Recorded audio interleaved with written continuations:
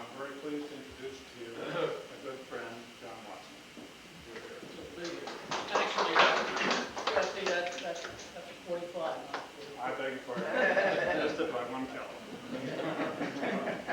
Rusty asked me to talk a little bit about how I got started collecting, and I thought I'd go over that briefly and then run down the history of firearms development, and then talk a little bit about the concentration of these arms in the Connecticut River Valley. I started collecting when I was about 8 years old, and actually my father started in a very small way before me. He was a young boy over in Rockaway, New Jersey. He moved into an old pre-revolutionary house, and he found a Civil War carbine up in the attic. And he picked up a few other pieces along the way and then left them in his parents' attic. We had our own house over in New Jersey, and we took them out of their attic and put them in our attic and started collecting. When I was a kid, I used to go to family parties with a coffee can with a slot cut, collecting quarters to buy guns with. I was a real beggar, totally unashamed about it. And gradually, we collected at first a little of everything, foreign, new, old, and over the years I got more and more interested in the American military firearms, particularly those made between 1795 and approximately 1904. And the collection just sort of developed. If you have a wife like Audrey, you're a lucky collector, because my two most recent acquisitions I got at auction, and I was going to put in a bid, but she put in higher bids than I had intended to put in, and I got them both. So she can't blame me. Anyhow, firearms, the development of firearms is supposedly taken place sometime from the mid-1200s, when gunpowder apparently was first invented. Most people think it was in China, but nobody really knows for sure. And the first firearm is shown in the drawing with an arrow sticking out of a thing that looks more like a bottle than a cannon. And I think the date of that was sometime in the 1370s or 80s. But the real development of the firearm started probably in the early 1500s with a type of weapon that was known as a matchlock. This is my son John. He's going to help me. You want some more help, John? This particular gun here, why don't you turn it around so they can see it better, is known as a matchlock.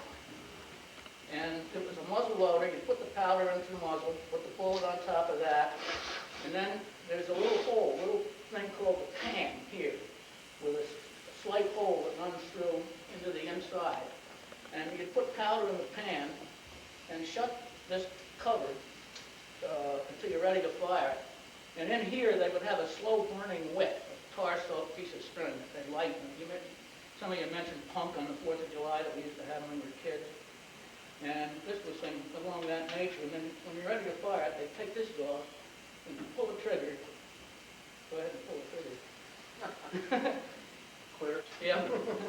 And this wick would get down into the powder and set it off. And this was the basic type of firearm that was used.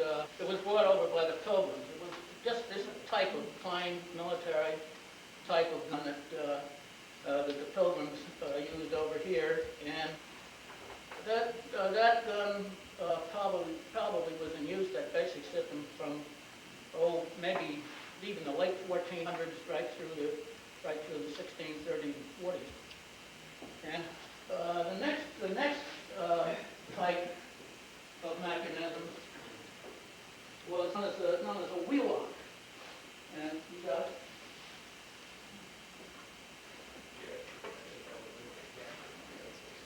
A wheellock was a vastly more complicated type of mechanism, and it coexisted for probably 100 years along with the matchlock. And why anybody ever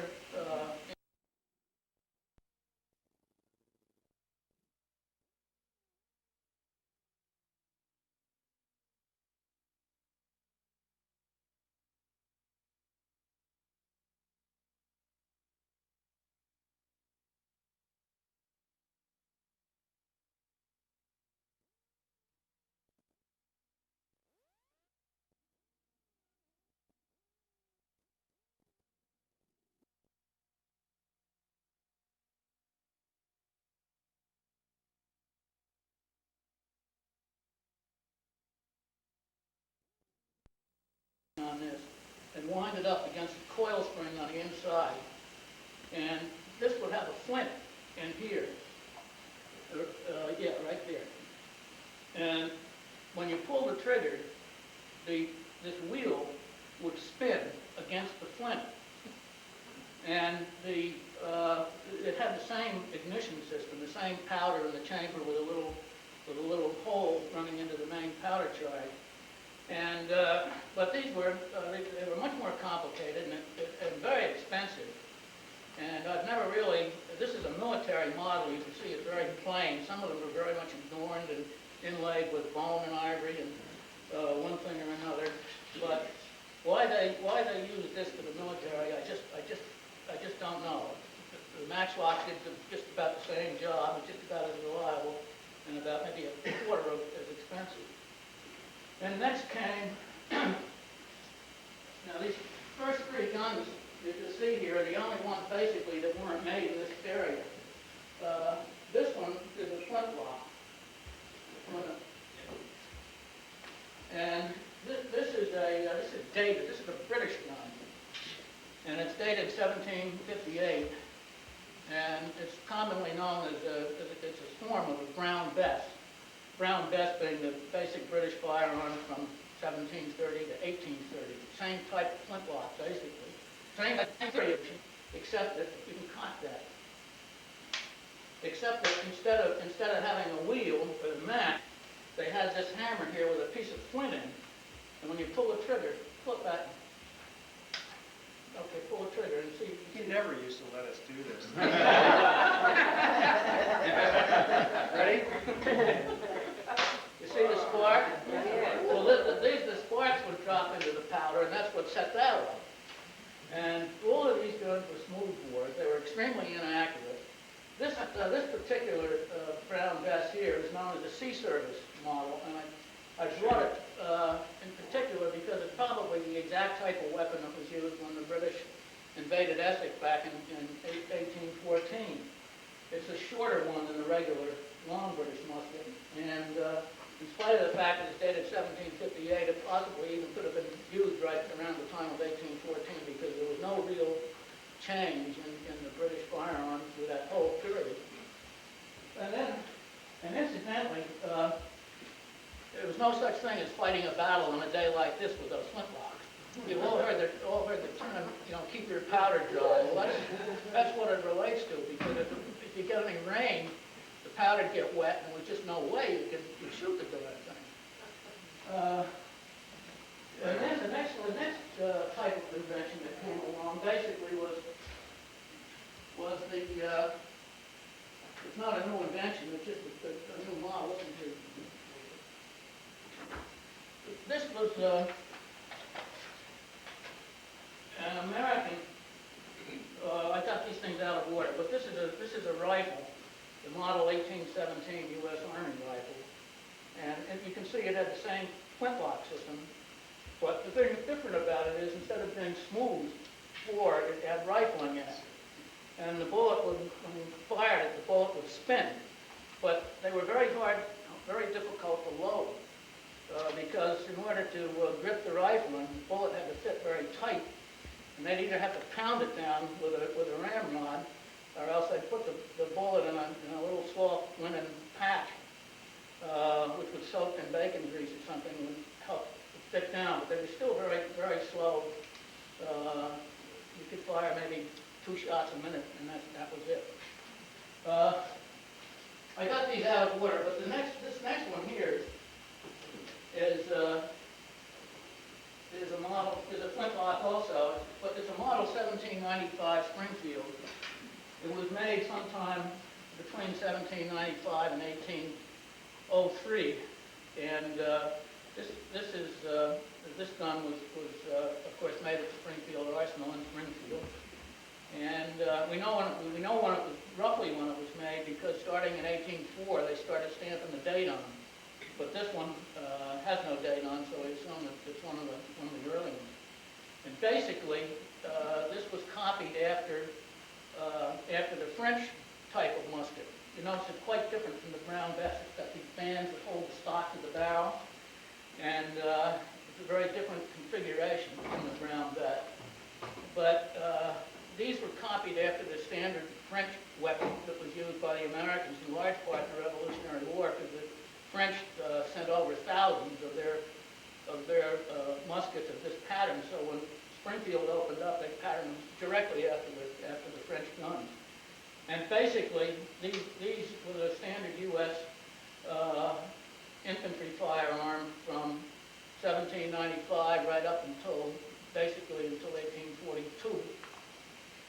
And all of these guns, incidentally, except the first three that you saw, were made from towns in the Connecticut River Valley. I hadn't intended to focus on that aspect of it until Rusty asked me to give this talk, and I started trying to figure out what to show here, and I found out that about half of the guns that I've got, which is about 180 altogether, were made in the Connecticut River Valley, largely in Middletown, Hartford, Springfield, Windsor, Vermont. The next development, and this is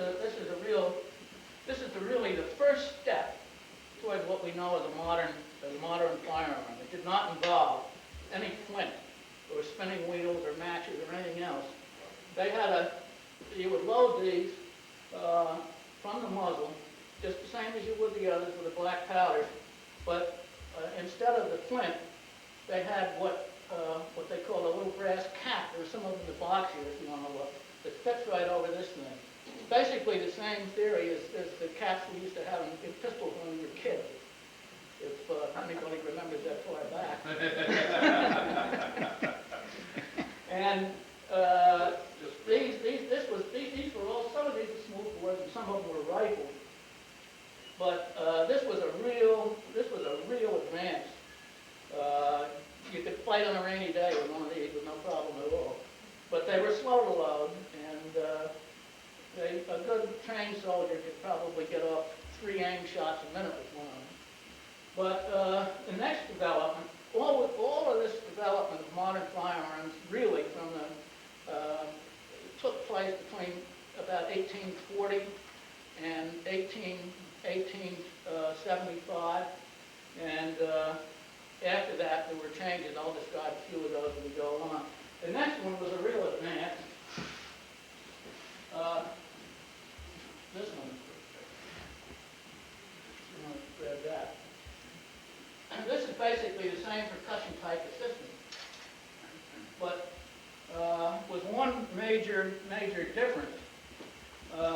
They fired a bullet that was invented by a British colonel that was just, you'd think it was as simple an invention of the wheel, but it really revolutionized warfare. This is what's called a mini ball, and if you look, you can pass it around if you want to look at it. It's got a hollow base in it, just like this, and it fit loose. You could drop it right down the barrel pretty much. But when it was fired, because of this hollow base, the powder would expand the base so that it would grip the rifle and impart a spin to it. And for some reason I've never really understood, maybe some of you know the answer to this, the spinning ball was vastly more accurate than the round ball and the smooth bore. And because of the loose fit, it was easy to load and fire. And you could hit a man with some degree of regularity with one of these at 200 to 250 yards without really much trouble. And this is what happened during the Civil War. The weapons outpaced the tactics. And there was this is what led to the Pickett's charge at Gettysburg. It was largely creamed. I don't know if any of you have been down there, but these Confederates in that charge had to go across an open field of about a mile. And it was a blazing hot day, and they absolutely got slaughtered. And there's just no place to hide. And that was one of General Lee's bad days, I guess, because he really made a big error in that. But then, and this gun is interesting in a sense too, because instead of having this was a model 1855, developed in 55. Instead of having a brass cap, it had a little tape in there. You open that? And this was just like a roll of the old-time pistol caps we used to have when we were kids. And when you cock it, it automatically pushed one of these tape caps over the top of this little nipple here, and that would fire, so that you didn't, it was automatically priming, you didn't have to separately use it. But during the Civil War, they used the same model of gun, except that to facilitate the manufacture of enormous numbers, they left this device off and reverted back to the little cap on it. That's point out that I'm thankful these guns are getting lighter as we go. That was one of the other things. Those one weighed about 18 pounds. This is only about 8 or 11. So anyhow, there were a series of developments after this, but what the next step, well, yeah, here's a very unusual gun. There are only about 5 or 6 of these in existence. But this was a typical Civil War cavalry carbine, and they were breech loaders. You pull the lever down, and you load it, see, you load it in here, and then close it up. They had a linen cartridge. It was a lead ball, very much like that one that's passing around, with a piece of linen cloth and a tissue base. You put it in, and this would come up and cut the base off so that it would expose the powder, and then it would fire. But the unique thing about this gun is that it's got a coffee mill built into the butt. And Audrey and I have different views of how effective that coffee mill was. I didn't think it was worth a darn. Audrey claimed it worked fine. We put a few beans through it. And what happened was apparently that they used to, these were all condemned guns. There were only 10 or 11 of them ever made. And the cavalry apparently used to have a way of taking their coffee beans and putting them on a rock or a hard surface and banging them with a butt to get them to grind them up, which I don't believe. But that gun has a sort of an interesting background. It's supposed to have been labeled the most interesting gun at one of the very early gun shows in Pennsylvania back in about 1902 or 1903. And that belonged to an old collector friend of ours. And Dad and I, Dad handled his estate. He died in 1948. And we wanted that gun, but it was priced at about $400. And we were, my brother and I were going to school. $400 was a lot more money than my father ever planned on spending as a gun. So I helped move his collection out. It was bought by a dealer out on the West Coast. And I noticed that this gun wasn't there. I helped him load the stuff into his truck. And that night, his widow came over with that in hand and just gave it to Dad. So that's how that got in my collection. It really was totally unexpected. But the next real development, this is going to skip somewhat, but the next development came. You see, originally you had the powder and the ball and the flint, and then the powder and the ball and the cap. And the next development was put it all in one piece to make a cartridge out of it. Second one. Yeah. This one here is another Springfield. This is if you look closely at it later on, you can see that it's much more elaborate. It's got a lot of engraving on it, and it's got a checkered stock. And they were made, that was a model 1875, and it was 45 caliber, and 4570, they call it. 45 caliber, meaning 45 1/100th of an inch in diameter. And this was one of the early guns. There were earlier ones, but this is the basic type. The first U.S. commercial firearm where the powder and the shell and the whole thing was all in one piece, one bullet. And this particular gun was one of about, there were 477 of them made in the mid to late 1870s. And they were sold, they weren't issued, they were sold to officers. And one of the big attractions of Army service for young officers in those days was hunting out in the West. And this gun was basically made to appeal to that type of person. There aren't very many of them around anymore, but that's the culmination of this process of putting everything in one piece. And the next development, really, I'm skipping some early repeaters, one thing or another, that could go on forever, but the next development was really '03. Was the model 1903 Springfield. And these were, this is one of the original '03 Springfields. I don't know how many of you have probably seen them or carried them or used them or whatnot, but I think you probably all heard of them. And they were made with a ramrod bayonet. And Teddy Roosevelt was in office at the time, and he got a look at one of these things, and he said they're no darn good either as a ramrod or as a bayonet, and made him stop making them. And this one was dated 1904, and most of them were reconverted by changing this system around and putting a regular knife bayonet on top. But this was a repeater, one of the early repeaters. It had a cart. You could put 5 cartridges in here with what they call a strip clip. It's just a straight clip with 5 bullets in it. And they'd all go right in there, and the clip would stay out, and then you'd operate it just like that. And this was the standard U.S. The subsequent model of this was the standard U.S. firearm right up until basically before World War II.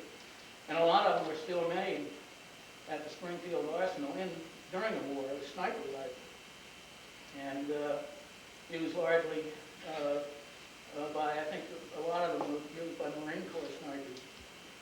And then, of course, after this, they got into automatic weapons, and automatic machine guns apparently came into effect even before this, sometime in the 1890s. And so that roughly is the history of the development of these arms. Now, as I said before, practically all of the guns on this table, except the first 3, were made in the Connecticut River Valley. The Springfield '03, they made, I think there was something like, there must have been 3 or 4 million of them made over the period of their manufacture. These earlier percussion caps, during the Civil War, I think the Springfield Arsenal turned out something like a half million rifles, and a lot of them were made by other contractors in other areas. But Middletown seems to have been sort of the center. Of course, Colt was in Hartford, and he turned out hundreds of thousands of pieces. And Springfield was, as the name indicates, in Springfield. But there were about 7 or 8 other makers. You can see, I won't bother reading them off. You can look at the card that you want. That were located in Middletown. And that's about it in terms of the development of firearms. Now, some people will ask, why do you want to collect firearms? Sort of stupid sort of a thing to collect.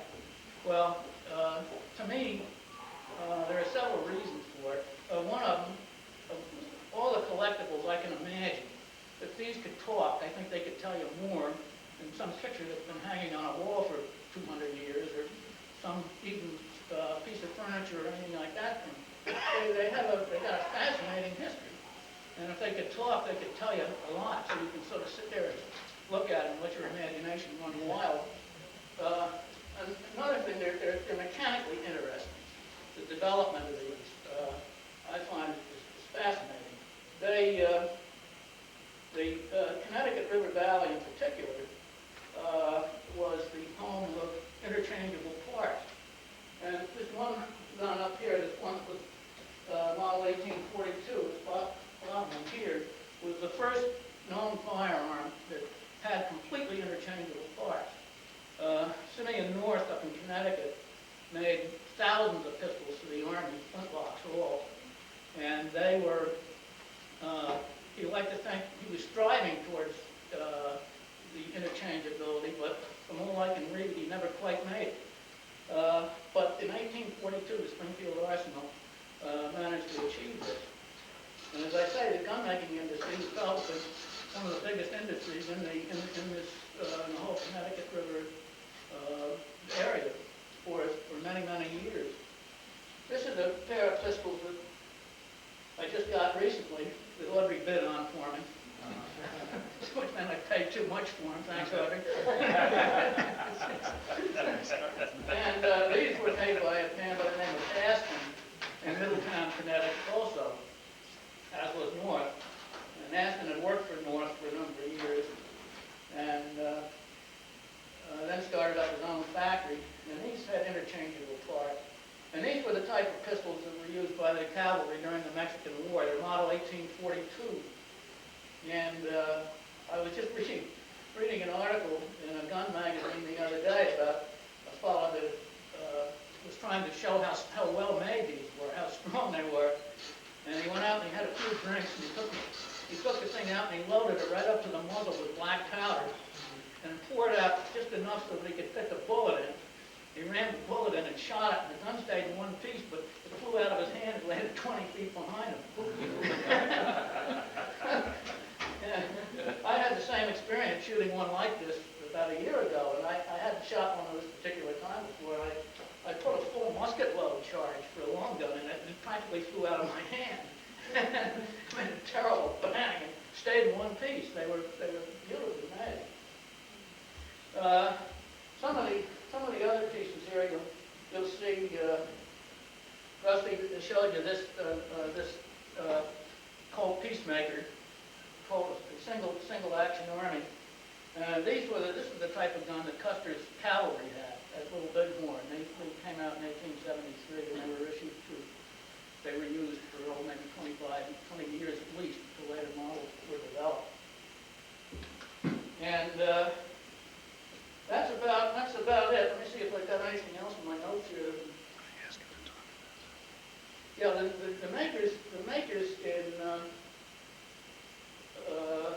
were the principal makers were Colts and Sharps, both in Hartford.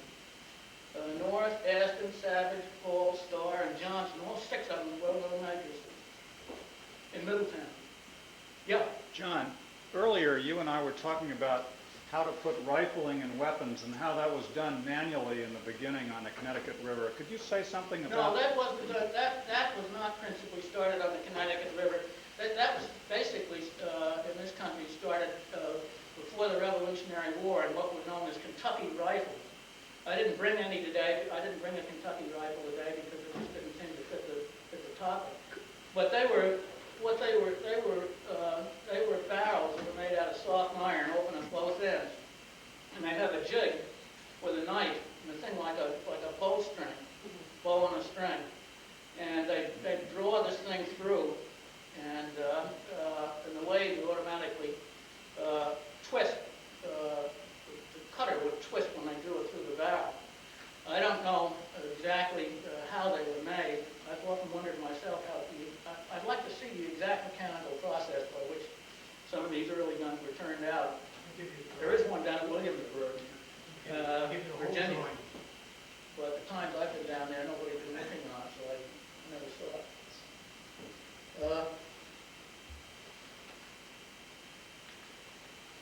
Let me see if I've got anything else here. Oh, one of the other aspects about collecting is the investment side of it. I never used to consider that buying this junk was an investment. I just got it because I liked it. And but suddenly, over the years, some of these things have gained tremendously in value. A lot of them have not. But some of the real rare ones, I've got a couple of guns here that have gone up maybe 700 to 800 times what I had to pay for them, which wasn't very much. But they seem to have attracted a lot of collector interest over the years, and more and more people seem to collect them. Another interesting thing about them is there's such a store of knowledge on these things. When I started collecting, there were hardly any books on American firearms at all. And those that there were had a lot of errors. They were very incomplete. But I brought along a few books here to show you generally what kind of source information we have on these things. This first book here, that just came out, was published by a fellow by the name of R.L. Wilson, who lives right over here in Hadline. I've known him for years. And this is a fascinating hodgepodge of descriptions of firearms and all sorts of interesting anecdotes of the old American West. And it's like, you start reading it, it's like eating peanuts. You just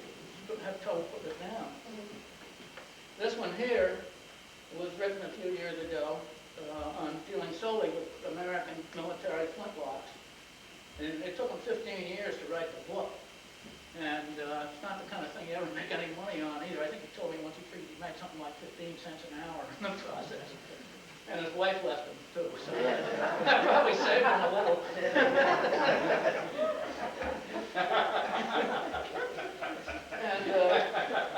And then this book here on the end is the real Bible. This was published largely, actually written by the same R.L. Wilson, but published by a dealer by the name of Norman Flaterman. He puts out a new one every 3 years. It's got listings of practically every American firearm that was ever made in here, together what he assumes to be their values. It's the collector's Bible in this country. And then there's a magazine that comes out every couple of months called Man at Arms, which has a number of interesting articles in various subjects from time to time.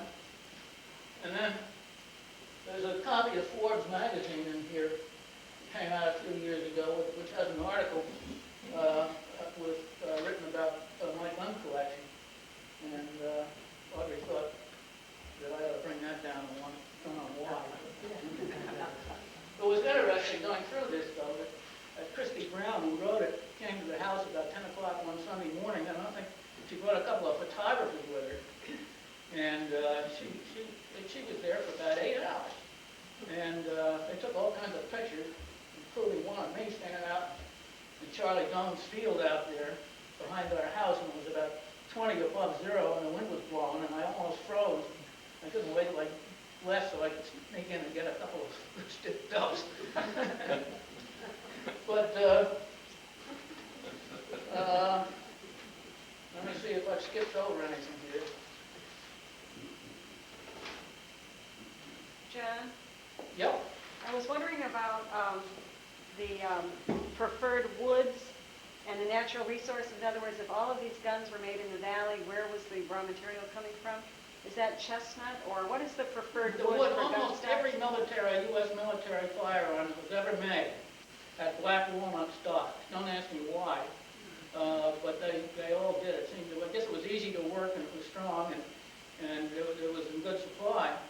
The metal, Audrey went down to the library last week and she asked me the same question, where did the metal come from? And I hadn't any idea. I knew that there were a lot of old iron mines over in Morris County, New Jersey, back in the old days.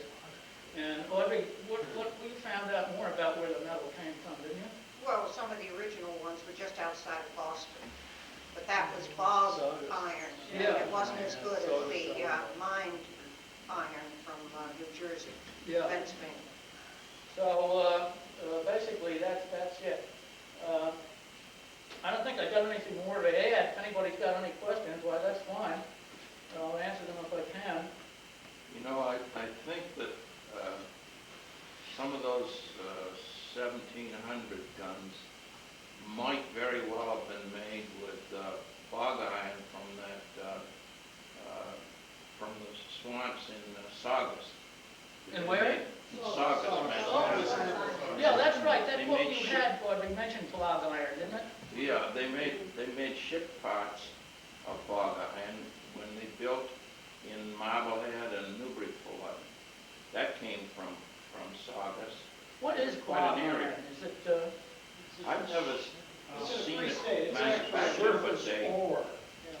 yeah. It's like the iron ore you can draw from the red sand on the beach with a magnet. It's surface ore. Yeah, I don't know okay. exactly how it's extracted, but right over here in Clinton, in the iron mine swamp, they extracted bog iron. But I think that a lot of the Connecticut iron came from the big ironworks up at Salisbury. There was a big early smelter there in Kent, below Salisbury. In fact, Yeah, you can see the remains of that smelter today. A lot of these guns are made from melted down Griswold frying pan. What a waste. I believe that. And still on. Carl Sandburg, in his biography of Lincoln, wrote that Lincoln's father was a man who sought bog iron. and that he went after it with a pole with a little catch on the bottom into the bogs, and he just kind of fished for lumps of iron, and he was highly peripatetic. He was moving all the time because, because of the nature of the But it was extensive iron mining in Salisbury and Mount Rita. And there was a large foundry, or a fairly large foundry in the town of Mansfield that cast the anchors for the frigate Constitution. And I believe their iron came from the Salisbury. You know, there's one other sort of interesting concept we looked upon Rome, that in a sense, firearms were sort of the beginning of what you might call an internal combustion engine. I don't think there's any other source of energy that can measure up to it in that respect. It came about. It was a one-shot deal, obviously, no pun intended. But it was not a reciprocating engine, but it was, in a sense, an internal combustion machine. And I don't think anybody can ever think of anything of that type that was any earlier. And when you think of it, if it was in fact invented in the year 1250, it was 600 years ahead of the steam engine and 700 years ahead of the gasoline engine. And so black powder was kind of an interesting substance if you look at it that way. I don't think I have anything else unless, again, somebody has some questions. You're welcome to come up, take a look at these things,